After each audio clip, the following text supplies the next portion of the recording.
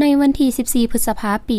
2026 โรงเรียนการทหารท้องถิ่นแขวงพงศลีได้จัดพิธีปิดสุดอบรมพัดแอบให้ทหารใหม่สุดที่ 19 โดยการเป็นประธานของสหายพันเอกวิไลแผงสมเฮืองหัวหน้าการทหารกองบัญชาการทหารแขวงพงศลีสหายพันโทเสร็จแสงวิไล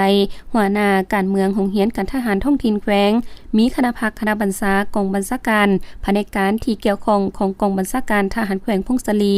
ครูอาจารย์และนักเรียนทหารใหม่เข้าร่วมสหายพันโทสมพันธ์แก้วเพ็งศรีห้องหัวหน้าห้องเสนาธิการได้ผ่านข้อตกลงของกองบัญชาการทหารแขวงว่าด้วยการอนุมัติให้โรงเรียนการทหารท้องถิ่นแขวงพงศลีปิดสุดอบรมพัดแอบให้นักเรียนทหารใหม่สุดที่ 19 ประจำปี 2026จากนั้นสหายพันโทท้องดีไซทวงศ์หัวหน้าการทหารโรงเรียนการทหารท้องถิ่นสรุปการอบรมพัดแอบให้ทหารใหม่ในระยะ 90 วันผ่านมาให้ฮู้ว่าภาคการเมืองบรรลุได้ 85.78 ส่วนห้อย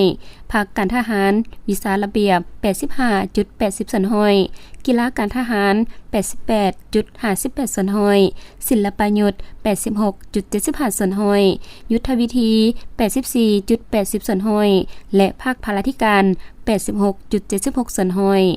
พร้อมนั้นสหายพันโทบุญทองวิรวงศ์หัวหน้าแผนกกำลังพลห้องเสนาธิการทหารแขวงได้ผ่านข้อตกลงของกองบัญชาการทหารแขวงว่าด้วยการประดับสั้นให้นักเรียนทหารใหม่